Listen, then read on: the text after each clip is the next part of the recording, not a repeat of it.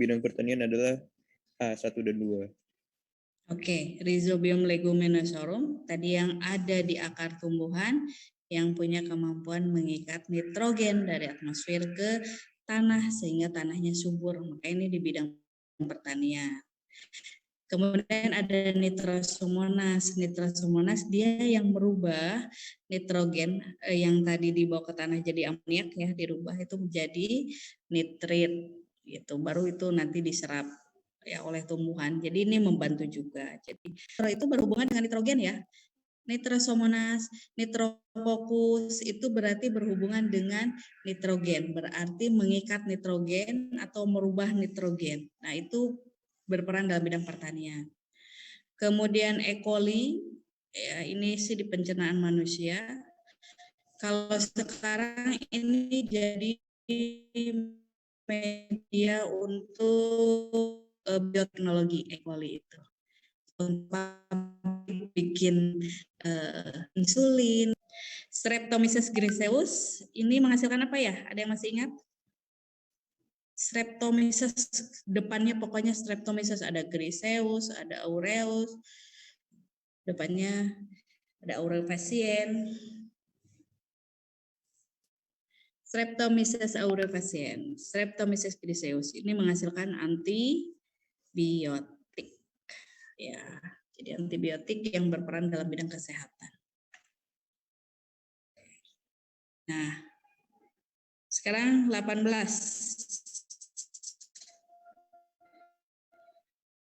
Habis Jendi siapa? Virus. Ya. Yang nggak kelihatan.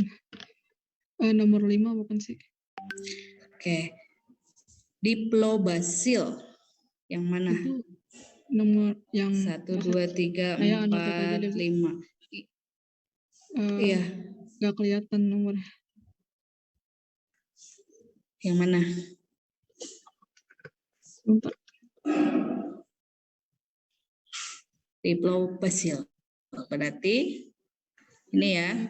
Ya, yang nomor yang paling kanan bawah. Itu nomornya tahu nggak? 1, 2, 3, 4, 4 itu. Iya Bu, makanya soal ini. Jadi salah yang ini ya. Nomor berapa? Ya udah. Sip, yang ini ya. Oke. Nah, yang ini diplo apa?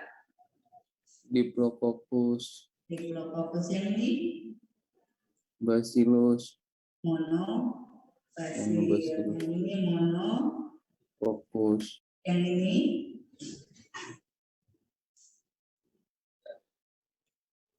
Ya, satu lagi bentuk selain kokus dan basil apa? Spirilla.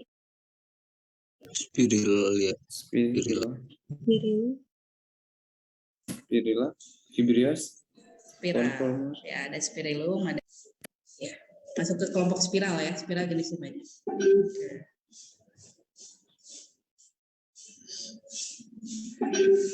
Ya, udah. Next. Oke. 19 ya. Kurang jelas, maaf.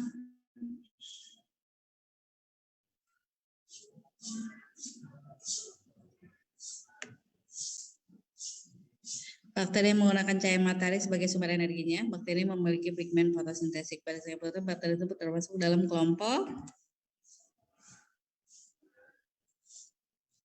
fotoautotrof ya. Cahaya matahari sebagai sumber energinya. Kalau kemoautotrof, reaksi kimia sebagai sumber energinya. Gitu ya. Mudah-mudahan udah nggak takut-takut lagi ya. 20. Yang A.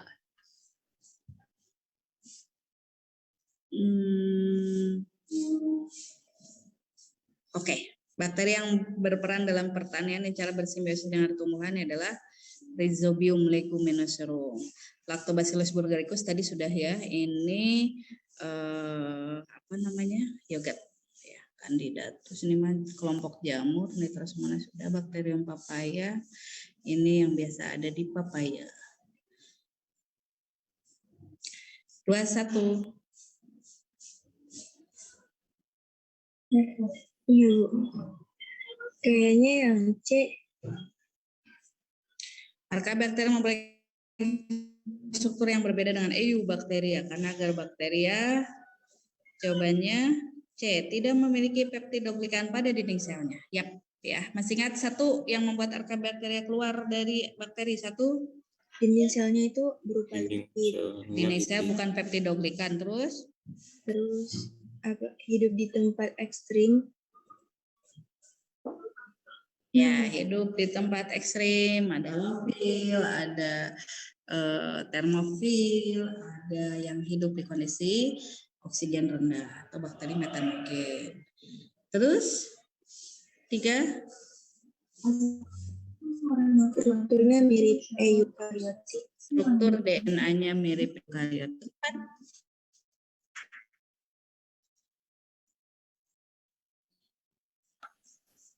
biasanya Nggak bakteri mati sama mati oleh zodiak apa? ya. Ya, kalau bakteri mati ya ini ya mengapa? Yang ini mati tidak mati atau pertumbuhannya tidak dihambat antibiotik. 22. Sekarang siapa?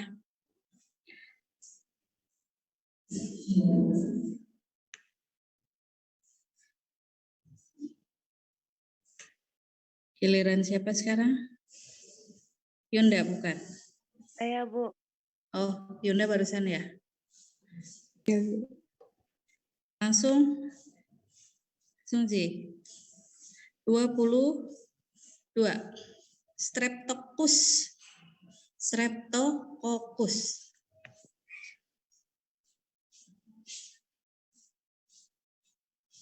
Berarti yang mana?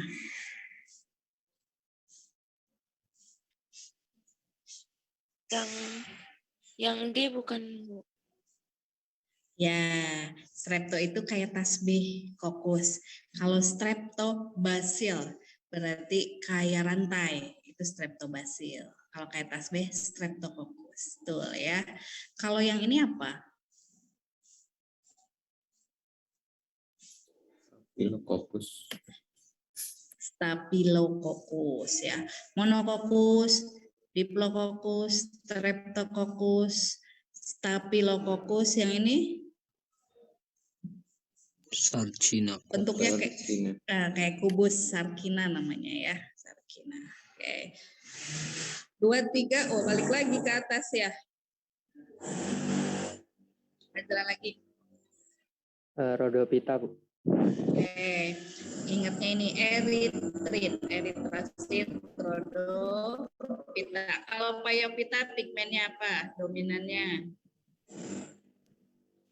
Fucosantin. Fucosantin. Kalau Chlorophyta? Klorofil. Kalau Chrysophyta? Karoten xanthophyll. Karoten ya dominannya. Di bawah ini yang bukan tergolong contoh dari ganggang, yuk. Mau. Ulva lactuca itu Chlorophyta. Sargassum tuh yang ngapung ya. Ini bukan fokus ya, harusnya. Fucus dan turbinaria. Ini kalau dilihat dari strukturnya kelihatan dia ganggang coklat. Ya, ganggang coklat tuh pasti warnanya coklat.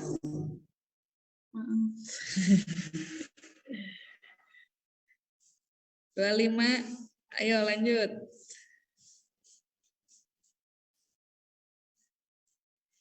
Almas. Jawabannya belum ada di chat. Ayo Mas. Almas. Tadi lihat dulu. Oh, oke. Fucosantin ya, fucosantin. Oke, sip. 26.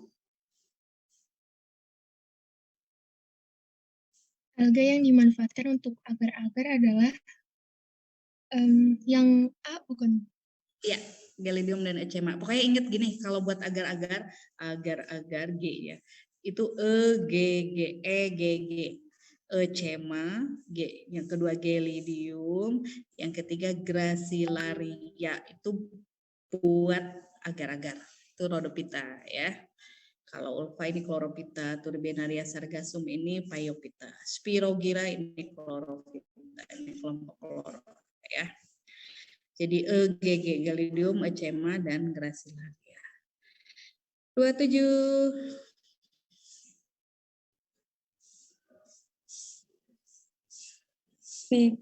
Pikosantin.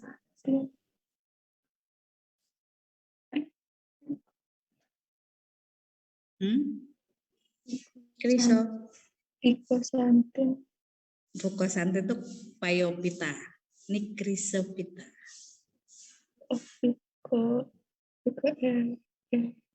Oh, karoten. Yang karoten, benar karoten ya. Klorofil itu chlorophyta, picoerythrin rhodophyta. Pokoknya kalau di alga itu jangan sampai salah lagi ya. Mudah-mudahan sih nggak ketukar-tukar karena itu jadi dasar banget pembeda alga itu dari pigmen dominan. Oke, 28. Next. Siapa? Piropita. Oke, Faiz. Jawabannya Piropita. Piropita atau ganggang api. Jadi ganggang api punya ciri khas yaitu dia punya kemampuan fosforesensi atau berpendar ya, yang dikenal dengan istilah fenomena red tide. Red tide, pinggir ya, pinggir pantai hitam merah itu karena efek dari berpendarnya piropita. Ada yang beracun, ada yang enggak. Kayak Noctiluca miliaris itu enggak beracun ya. Hanya berpendar saja. Oke, 29. Habis Faiz, habis. Ciliata. Kata kuncinya apa? Mempunyai silia. Gampang ya, mempunyai silia itu pasti ciliata ya. Dia bergerak, gerakannya sangat cepat, punya silia bentuk tubuh oval, itu masuknya ke ciliata. Foraminifera apa ya? Siapa yang masih ingat foraminifera? Ya, Rhizopoda yang punya peranan apa? Penentu minyak bumi. Ya, indikator atau penentu penanda adanya minyak bumi, itu foraminifera. Ya, Rhizopoda yang bebas, tidak parasit. Oke, 30. Siapa? Hafiz? Uci. Ya. Oke, jawabannya plasmodium. Tadi selain plasmodium yang masuk sporozoa siapa? Toxoplasma gondii. Toxoplasma gondii. Oke, 31.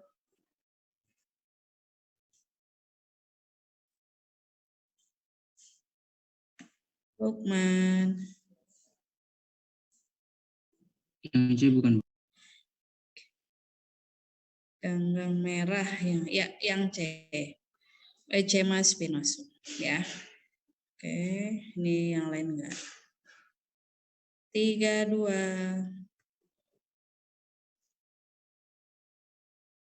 Di bawah ini ciri-ciri protista prokariotik.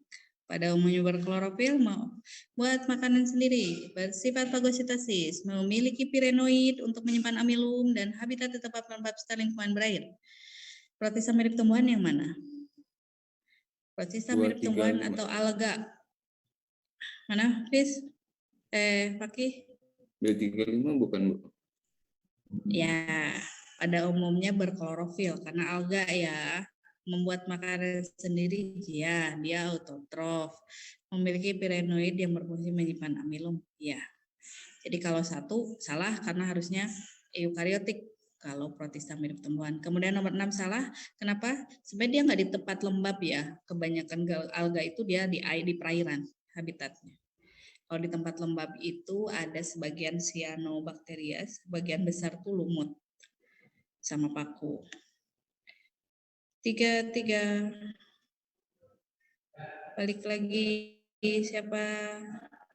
Habis pakai Madrin ya. Pigmen cerah. Tidak berfotosintesis, heterotrof, dan salah satu fase dalam daur hidupnya dilakukan oleh sebuah fase amoeboid. Dia bisa bergerak warna kuning, oranye, banyak kinclong-kinclong. Myxomicota bukan, Bu?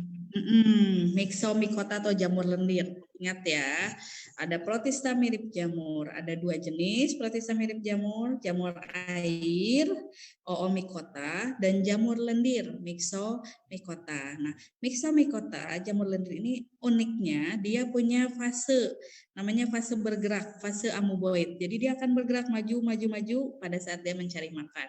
Nanti saat tertentu udah kenyang, dia diem. Berarti bukan fase amoeboid, namanya fase reproduktif. Dia diem dan membentuk spora ya untuk reproduksi. Itu jamur lendir.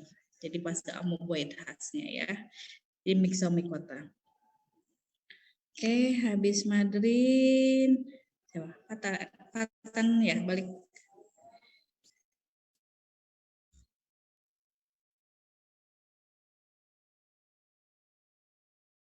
Tiga empat.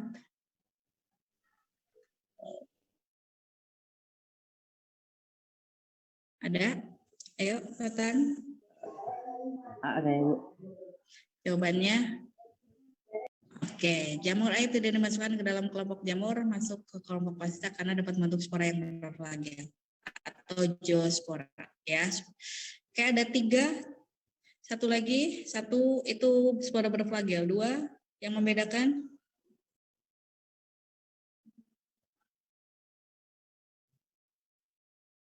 Apa?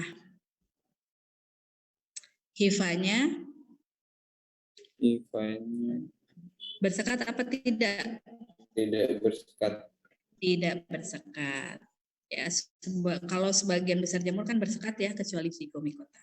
Dinding selnya kalau jamur itu kitin, kalau protista mirip jamur Selulosa. Selulosa ya. Jadi alasan itu yang menyebabkan mereka dikeluarkan. Oke.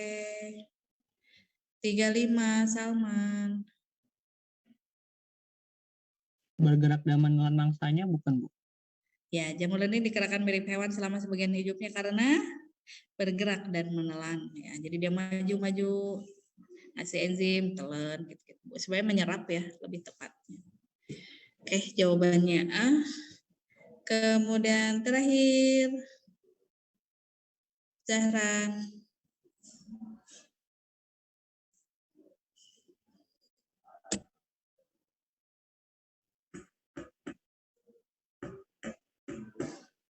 Contoh jamur lendir? Bentar, Bu. Pisarium ya, Bu? Pisarium.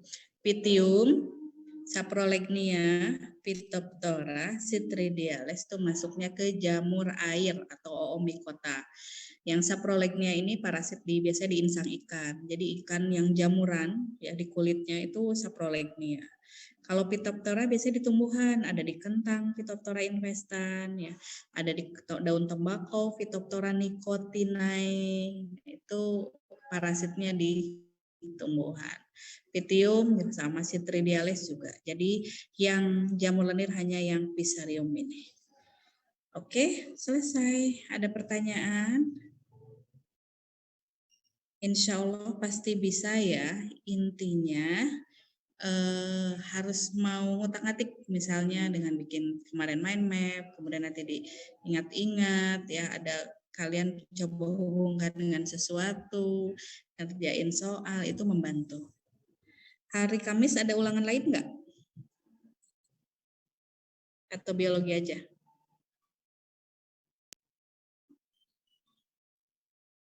Nggak ada? Sepertinya ada yang lain? biologi aja deh. Belum ada kabar. Mudah-mudahan ya, biasanya kalau 2 itu kan jadi kecabang pikirannya. Jadi mudah-mudahan kalian fokus. Oke, itu aja cukup. Nanti minggu depan setelah ulangan Ibu masuk ke bab terakhir, pelantai. Ya, itu materi terakhir kita, 2 pertemuan. Habis itu ulangan lagi sekalian. Ya, fungi dan pelantai. Semangat. Bisa lah ya. Oke, pasti bisa. Sekali lagi tadi yang Ibu sampaikan, karena waktu UAS tinggal kurang dari 1 bulan lagi berarti ya, sekarang tanggal 26. Jadi kalian tolong cek lagi nilai ya. Rekapan nilainya mana yang masih kurang, terutama yang dari rapat UTS tandain. Untuk tugas-tugas itu udah diselesaikan apa belum. Dicicil, jangan sampai numpuk di akhir.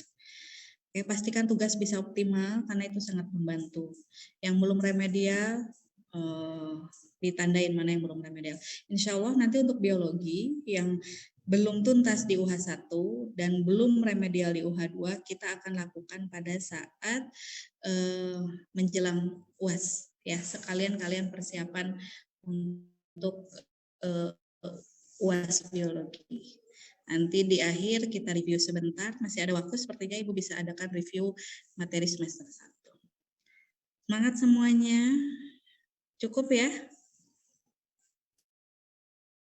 Ya, oke, terima kasih. Mari kita akhiri dengan hamdalah. Alhamdulillah.